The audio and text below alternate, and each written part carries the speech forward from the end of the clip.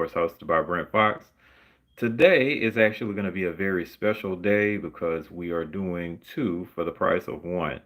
Today happens to be the draft day for the NFL. Um, it also happens to, and I also wanted to discuss a few upcoming boxing matches in the near future. Primarily Chris Eubank Jr. versus Conor Benn. Very excited about that particular matchup. The rivalry goes back to the two fighters' fathers in a historic. It was a historic two-fight series, but this would make it technically a trilogy. So I'm very, very excited to discuss that. I'm also very excited to discuss the return of Jermall Charlo and Caleb Sweethands Plant. Um, I think Jose Armando Resendez is a very interesting opponent for Caleb. Um, and I'll get into why that is in just a few moments. But first, let me just go ahead and discuss the Eubank versus Ben fight that is supposed to be coming this weekend. And I'm sorry, my last show I was inaccurate, and I apologize for that. I do take pride in trying to be or trying to present correct information. So to the ones that actually watched that expecting the fight to be that last weekend, I apologize for that. Um, it is definitely this weekend. It's going to be broadcast on the Zone. Usually with the overseas fights, especially in England, the fight card usually starts sometime. Probably the televised fight card usually starts sometime around. I'd probably say 2 or 3 p.m. And then the main event usually comes on around maybe 4 p.m. to 5 p.m. Central Standard Time, of course. So I'd probably be on the lookout for that particular fight in that time, at that time. Um, but just to kind of get into the technical aspects of it, Conor Benn and Chris Eubank Jr. will be fighting at a contracted weight of 160 pounds. Prior to this fight actually getting done, hey, Jorge, um, prior to this fight actually getting done, they were set to fight back in 2022, I believe. Unfortunately, Conor Benn tested positive for banned substances, and as a result, Chris Eubank Jr. did attempt to negotiate on, of course, with the contract. And of course, Eddie Hearn being who he is, he flat out refused. The fight fell through, and, you know, they went their separate ways and just basically came together this particular year and then got all the details sorted out. And here we are with the fight. So, uh, making rivalries good in boxing is really, really going to help boost the sport. Oh, hey, Lobo, what's happening? Um, so yeah, I think this is great for the sport as far as like a genuinely heated rivalry. You have to have these things in competitive sports, especially combat sports, um, where you're physically hitting each other and all of that good stuff. You got to have some type of heat in between the two contestants or combatants in this case, and there is none better for the time being uh, than Conor Benn versus Chris Eubank Jr. If you haven't been made aware, uh, hi Mia, how you doing? Dries, hola. Um, so with these two, they are carrying on their father's hatred for each other. Chris Eubank Jr. unfortunately does not have the support of his father, Chris Eubank Sr., who basically just went on to shun his son's actions and basically shun him for actually taking the fight, which I don't quite understand. According to him, he feels like his son may severely injure himself trying to make weight. Now, to seniors' credit, unfortunately, he did have another son that actually passed, and I'm sure that this pretty much triggered. I'm sure with the weight clause, it pretty much triggered Senior into believing that the fight was no good for his son, and he felt he had to stand against that. Um, I am glad that Junior is actually going through with the fight and has actually brought some excitement, if you will, and I'll get into the pun on that, back to the sport. There was in an earlier press conference an incident with Chris Eubank Jr. and Connor Ben. So basically, to kind of summarize it, during one of the early press conferences, Eubank Jr. and Connor Ben had a face-off at the end of the press conference. Um, there were some words exchanged. No one knows what those particular words were except the two people. And there was a sudden slap with an egg by Chris Eubank Jr., who, quite frankly, beautifully executed the slap. He reached in his coat pocket very cleverly, and then with his left hand, of course, very cleverly, just kind of leaned in and then casually pulled back so he had enough space and began to slap Connor Ben with an egg. The reason for the egg being introduced to Connor Ben's face is because earlier, when I mentioned that Connor Ben actually failed the PED test, he blamed eggs for the issue. So Chris Eubank Jr. wanted to make sure that egg the egg situation wasn't going to be a factor. So he slapped him with an egg. Um, but it was great for the build up for the fight. Um, I understand that it's very disrespectful, and it's not becoming of a sportsman, and in especially in European societies that's very, very important. But I just think that that particular instance should be an exception, especially when you're building up a rivalry like this one. Now, for the technical aspects of the matchup, I do a 20 by 20 series. This is going to be like a shorthand version of it. Um, so basically, um, I'll start off with Connor Ben. Connor Ben, who primarily fights at welterweight, which is 147 pounds. Um, he's generally a very I wouldn't say very, he's generally a good fundamentally sound fighter. um he does have instances where sometimes he will open up a little bit wider than what you would probably want, especially if someone is a very slick counter puncher. But Conor Ben does have legitimate power. His speed is good.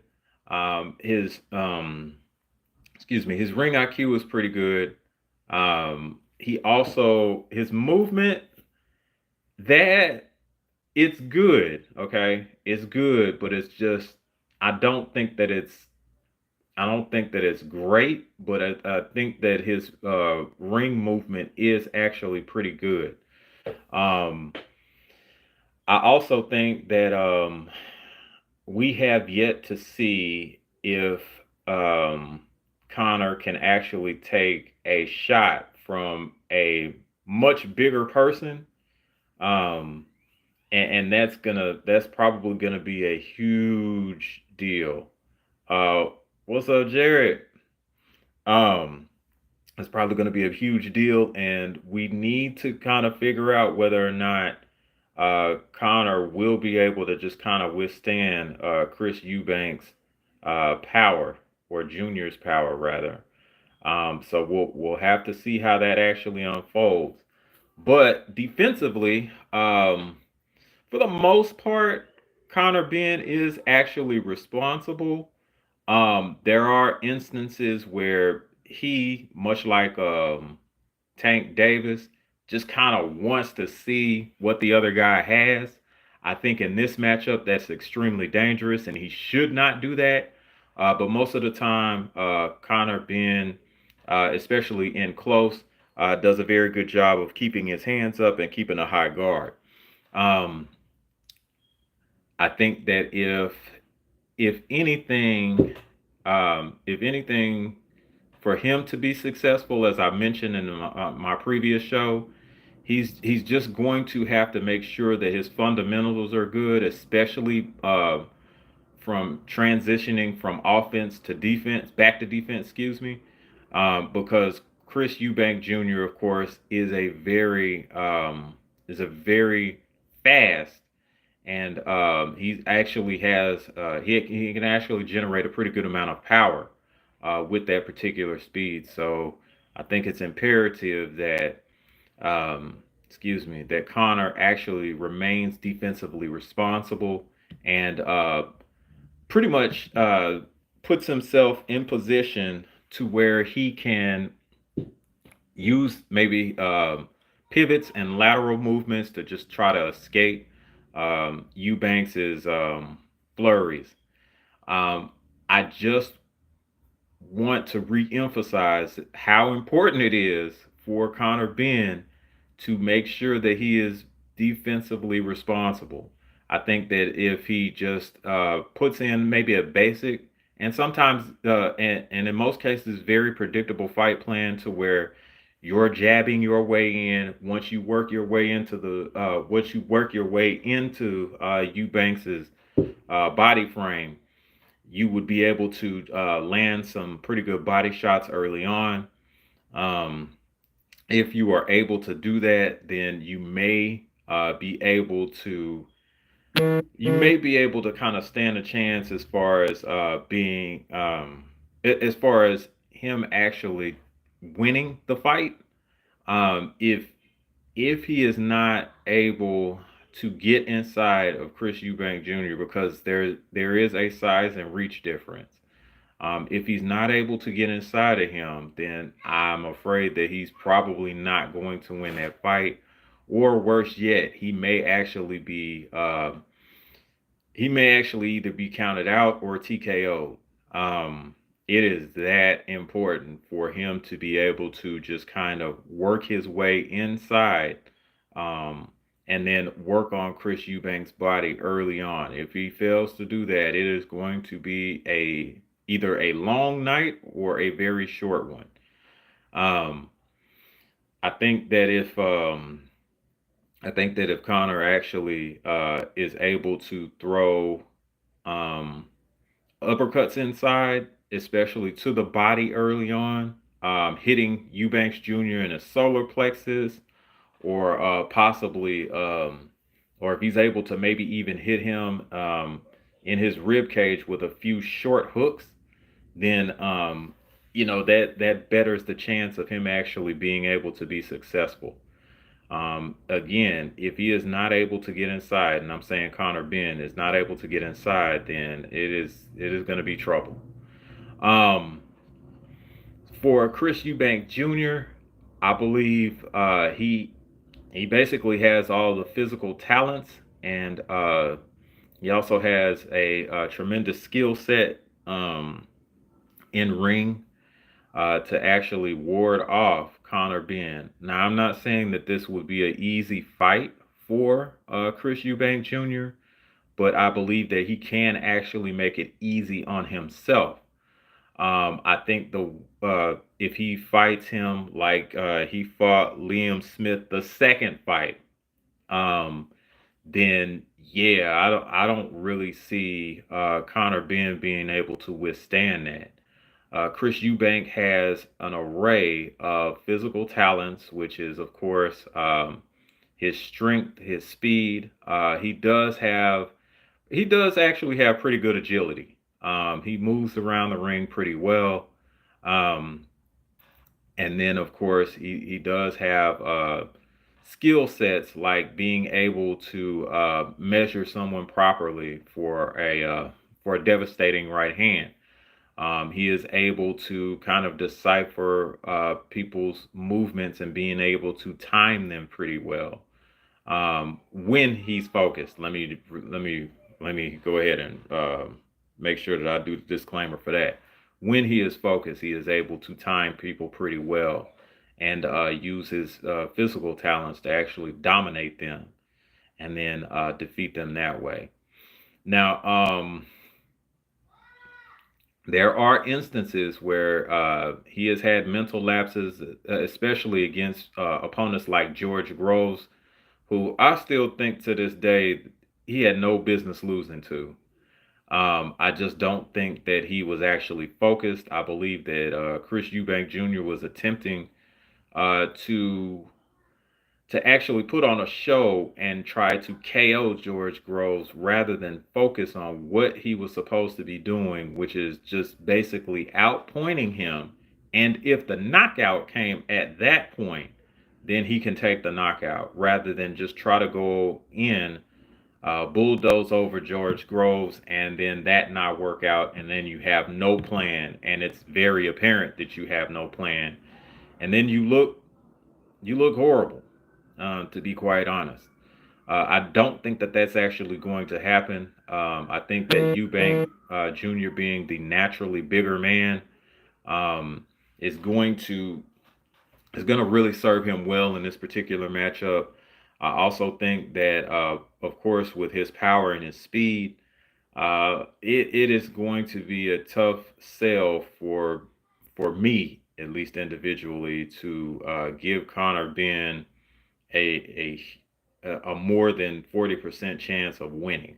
Um, I think that because of Chris Eubank Jr.'s resume, and then also him being able to use his gifts, which are, of course, again, is going to be strength, his speed, his agility.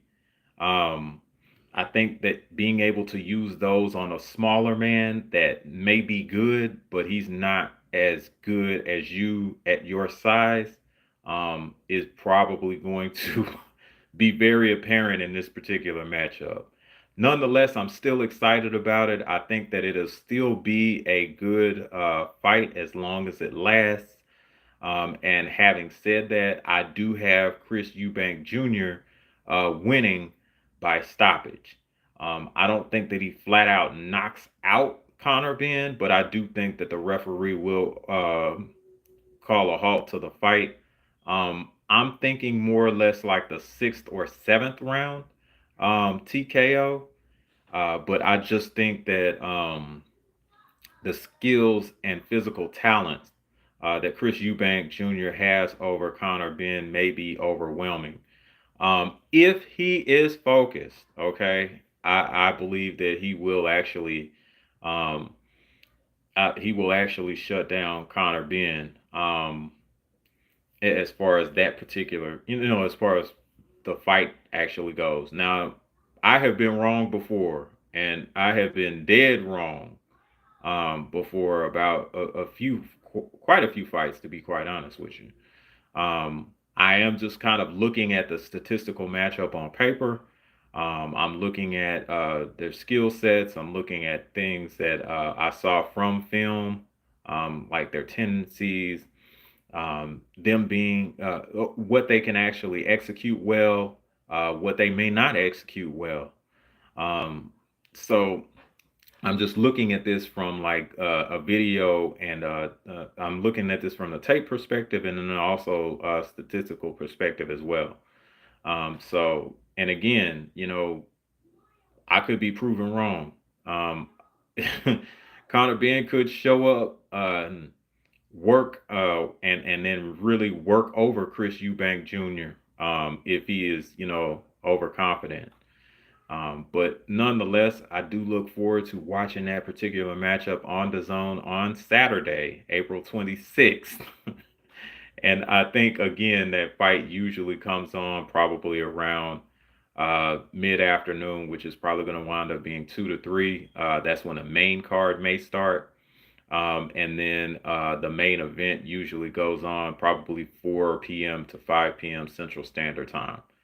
So I look forward to that. I did catch the tail end of a much awaited press conference for Jermall Charlo and Caleb Plant. They'll be on the same fight card. And I believe that fight card is going to be on April 31st. Um, I think that's going to be on PBC, which of course is on Amazon Prime. This is a non pay per view. So people with Amazon Prime membership should be able to watch this one pretty easily. And I actually look forward to seeing these men back in action. Excuse me. Um, First, I think Caleb Plant is actually taking on a gentleman by the name of Jose Resendez, if I'm not mistaken. Um, Resendez actually has a interesting name on his fight resume. He did actually take on Jarrett Hurd, I believe, maybe like a couple of years ago. Now, he won by stoppage. However, the stoppage was due to a badly split lip that Jarrett Hurd actually had, and that is basically why he won the fight. I think that it was pretty much a back and forth contest from what little I was actually to see from it before the show started. Um, so it wasn't. It did not look as though it did not look as though he was really dominating Jared Hurd. I just think that he had a situation to where he was able to take advantage of Hurd's lip being split. Um, so I think that, to be honest, was was really the reason that he may have been able to have that particular notch on his belt. Nonetheless, um, I think that would be an interesting matchup. Plant actually does have history with this particular person, and they sparred together. And basically, from what it sounded like, um, Caleb actually got the better of Resendez in this particular fight. Excuse me, in a particular sparring match. But Resendez also mentioned that there were some moments where he he had Caleb in trouble, and that he was actually thrown out of the gym because he was doing so well against Caleb at one point. So it makes for an interesting back and forth there. And I'm sorry, it's Jose Armando Resendez. Okay, sorry y'all. It's Jose Armando Resendez. Now, again, I just think that this should be a pretty good showcase fight for Caleb Plant. I think that they picked Resendez for a reason, of course.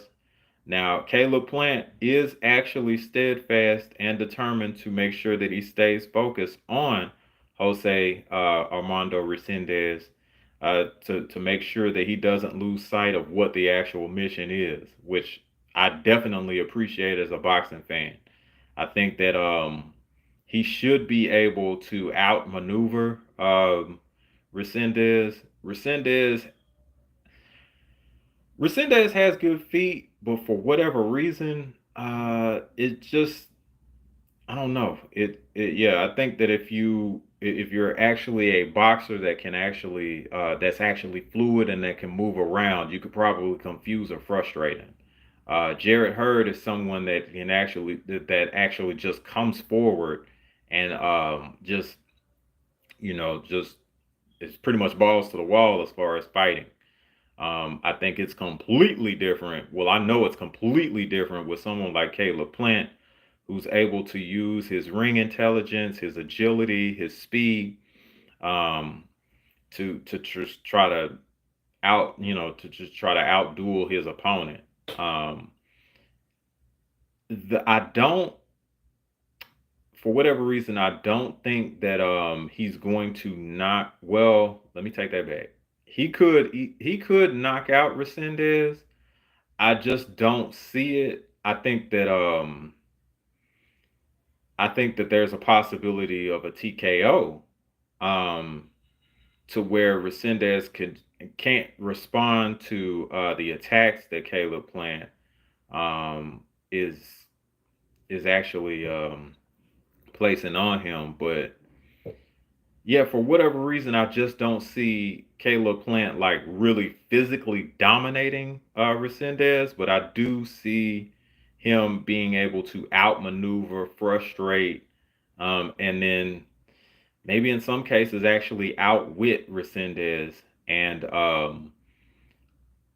maybe by doing that, he could possibly get a TKO on him, but I don't see him.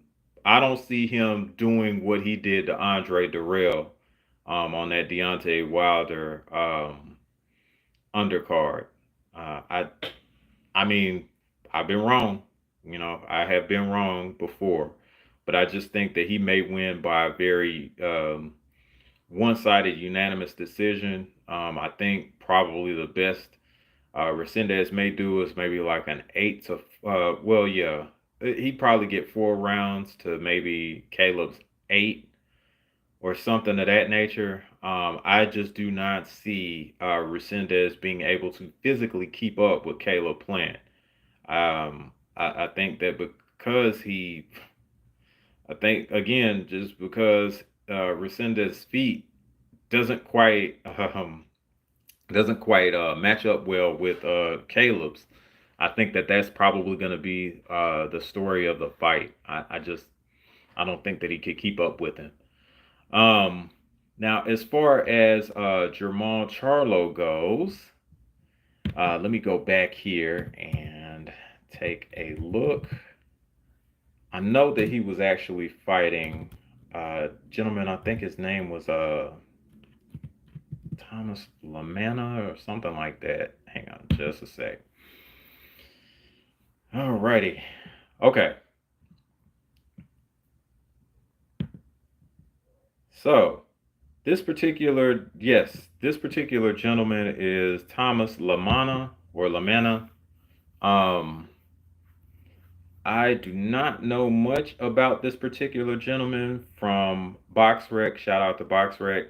His record is 39-5-1, 39 wins, 5 losses, 1 draw.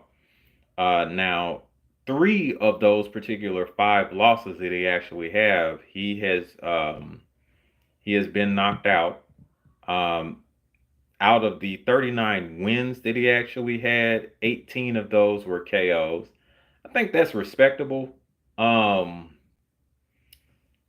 oh, I know who this is. Okay, so this is okay. So basically, basically, this is a dude named Cornflake. Okay. This makes sense. Okay, so the guy's name is Cornflake, basically. Okay. I think that he fought at 154 at one point, if I'm not mistaken. Um, and I think at this point, okay, so they haven't announced what the weight may be, but yeah, yeah, okay. So Cornflake was a guy that was on a PBC card, right? And he he basically looked more or less like an upcoming prospect, guys from New Jersey. Um, and you know, I think that he. Let me see what actually happened because I think that he took a loss from someone on here. Hang on just a second. Okay, yeah, he took a loss to somebody, and then it was just kind of all downhill from there, where he was just basically struggling to try to get back on a card. Okay, so he lost to Antoine Douglas. Oh, was that okay, yep, that was it. Okay. So basically, yeah, he wound up and I apologize. He was primarily fighting at middleweight. Um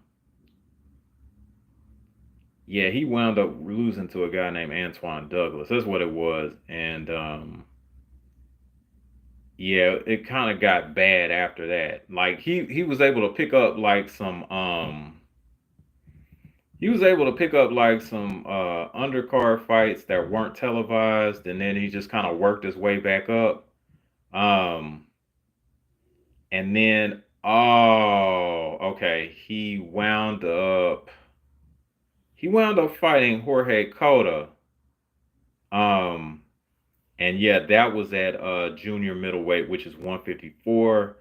Wound up losing to him via TKO. That's man, yeah, okay. No, wait. Did he? No, he lost to him. He lost to him. Yeah, he lost to Coda. Okay, and I think that's how Coda got that what you call it fight, the Erickson Lubin fight. So yeah, he um he wound up losing to a few guys that when he was tested, he didn't quite hold up well. Okay, so yeah, okay. Cornflake is actually a pretty good fighter. Despite despite those particular losses.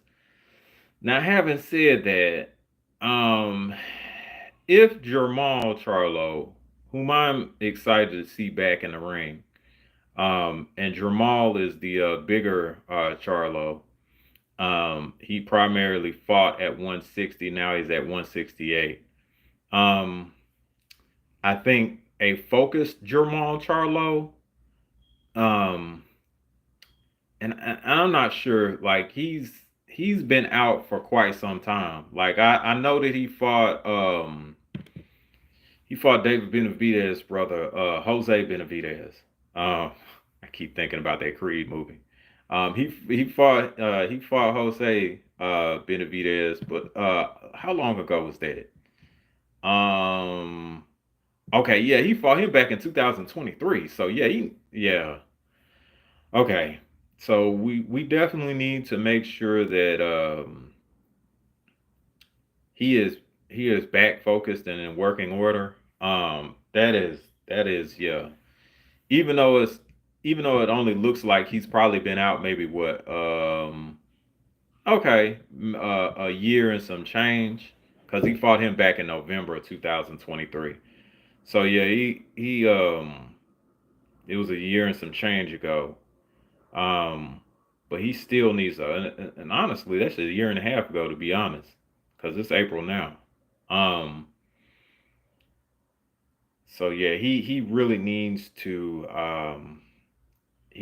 look good on this one. I think even though Cornflake is a respectable fighter, primarily he fought at 154, which is which is two weight classes lower, and you know, Cornflake is a good fighter, but he should not be good enough to even present a challenge to a very focused Jamal Charlo. I think that he should be able to go ahead and knock out Cornflake probably within 5 rounds. Um I'm not going to be terribly disappointed if Jamal is actually able to execute a good game plan and beats him via unanimous decision. I wouldn't be mad at that. I but I honestly expect Jamal to actually get Cornflake up out of there. I like Cornflake, as a good litmus test or tune-up fight, but he's got to get Cornflake up out of there. But if he's able to just almost pitch a shutout or executes things very well, and Cornflake just happens to stand up to it that night, then I'm not going to be too mad about that. So either a dominant victory or a knockout is what I'm actually looking for at this point in time. If he pitches a near shutout or something like that, I'm not going to be mad at that either. I'm not going to be that critical because to be quite honest with you, you can't underestimate a guy's toughness um, or heart when you're in the ring with them. Like, yeah, the person across from you probably was handpicked for you to look good, but they're in there for a reason too. And most of the time, they're not in there to lay down. Um, and I think that because of that, I think that if Jamal actually puts on a good performance and pitches almost a near shutout, or if he just actually knocks him out like he's supposed to, then I'm not going to be mad at either one.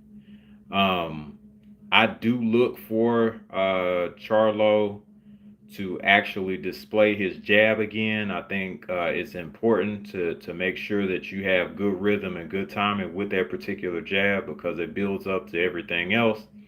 And then once that actually happens, um, he can actually do some pretty good damage to Cornflake and get him up out of there.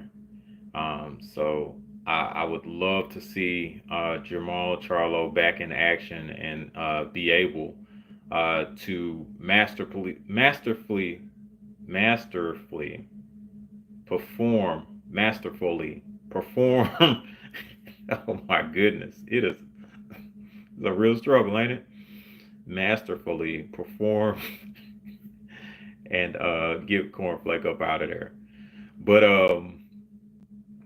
I definitely look forward to seeing this on May 31st again on Amazon Prime.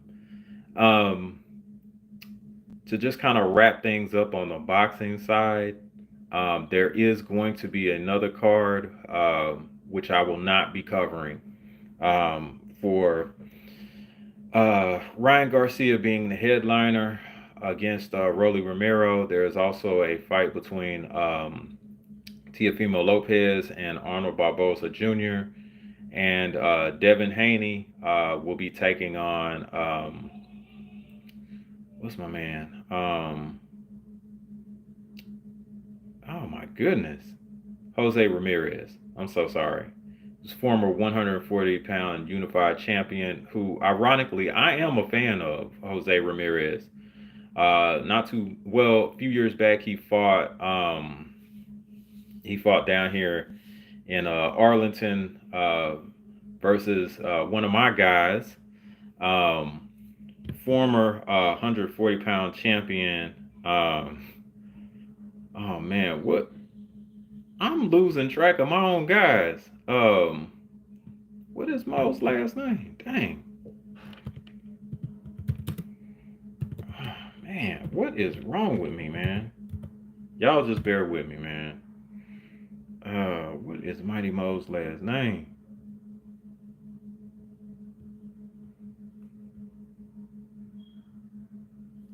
That is not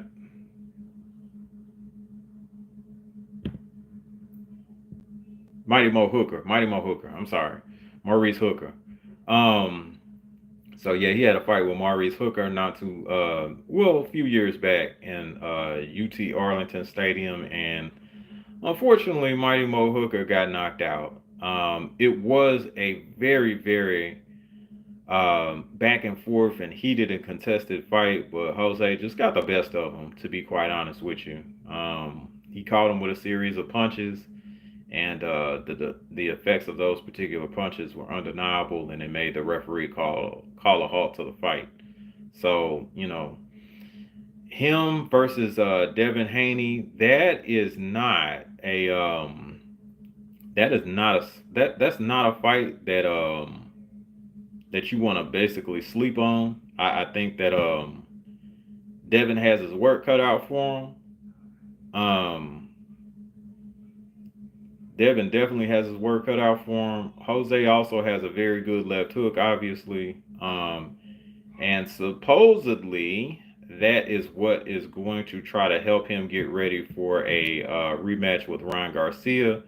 But first, Devin definitely needs to make sure that he's on his P's and Q's. Jose Ramirez is not a slouch. He was a former unified champion. Um, and he was this close to being undisputed. Unfortunately, my boy from what was it, Scotland, had something to say about it. Jeez, what is this boy? Why am I losing track of people's names? Um, Dadgummit. Okay, let me try this. Hang on.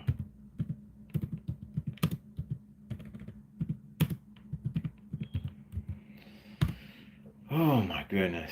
And unfortunately, I think Tio just beat him. Okay. I hate this guy.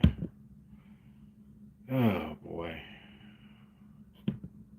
So anyway, the reason that I may not wind up covering this particular card is um, both the feature fighter and the headliner are racist. I'm not gonna support anybody that calls me a monkey or just basically states that we are not worth being here on the face of the planet. Um, I, I can no way, shape, form, or fashion support anybody that devalues me as a human being. That goes for anybody. Um, I'm not gonna sit up here and try and overlook things um, as far as just being disrespected and dehumanized. I'm not doing it. I'm sure that Mr. Garcia issued some sort of an apology, which is all well and good for the people that still want to support him, despite him being a racist and a drug cheat. Um, and his father's a fucking racist too. Well, let's just make sure that that's out there too. Henry Garcia is a fucking racist too. All right. Um, I mean, being able to get away with calling someone a nappy head on a nationally televised or worldwide televised format, and then there are no repercussions for that is reprehensible. So Ryan actually learned racism the honest way by Henry's big bloated ass. And Ryan, if you want to knock me out for that, that's cool, brother. I'll accept my fate. I'm not one of these fucking internet trolls that's gonna be all apologetic and all that other shit. Nah, that's not me, brother. If you see me in person, because I do live in Dallas, and unfortunately, Derrick James is still training you. If you catch me, you just catch me, sir. I'm not gonna, I'm not gonna run, duck, and hide, and be all timid and shy and shit about what I said. If you cannot value me as a human being, you do not reserve my respect, nor do you deserve my support, and I stand behind that.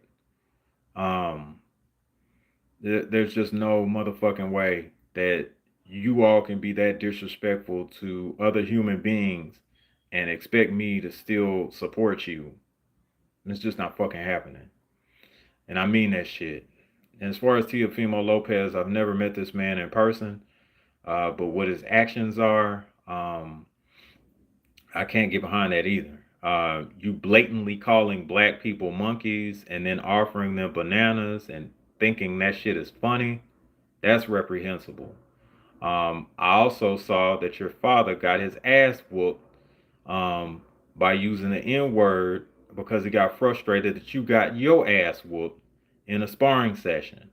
So yeah, you two racist motherfuckers, um, y'all can have it, man. But y'all not get my support. As a matter of fact, I might stream y'all shit just off principle. Okay. And I said might. I didn't say that I was intending to do it blatantly for those that just want to listen or have, have their antennas up. All right. I said might. I might not even do that. Um, but as far as the support for Devin Haney, we'll try to support him either by buying some merchandise or possibly donating to a charity or something of that nature under the Haney umbrella. But I'm sorry, Dev. I'm sorry, Papa Bill. I can't support the card um, because of these people. And I'm very, very, and I understand business may be business at the end of the day, but there also has to be principle. For Turkey Al Sheikh, I guess since he's not taking it personal, that Ryan has actually made several attacks on Muslims. Um, if he views it as a good business deal, he views it as a good business deal. And best of luck to you presenting that fight card. The other fight card, of course, is the next day with the so-called face of boxing, Canelo Alvarez, fighting in Saudi Arabia against someone that we would not otherwise have heard of. To be quite honest with you, um, so there's that. For those that know this particular channel, they know that I'm not the biggest fan of Canelo Alvarez. Um, and as a matter of fact, um, I am, and I'm going to reiterate the fact that I am a fan of Canelo the fighter. I am not a fan of Canelo the businessman. And of course, Canelo the businessman has reared his ugly head again, fighting an overmatched opponent.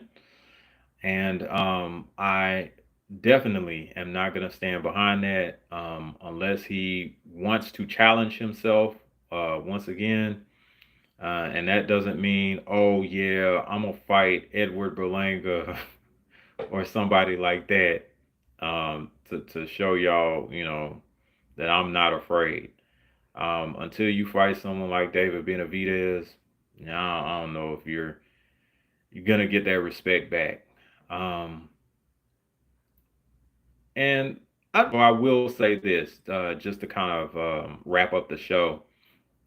I am very, very excited about rivalries becoming big in boxing.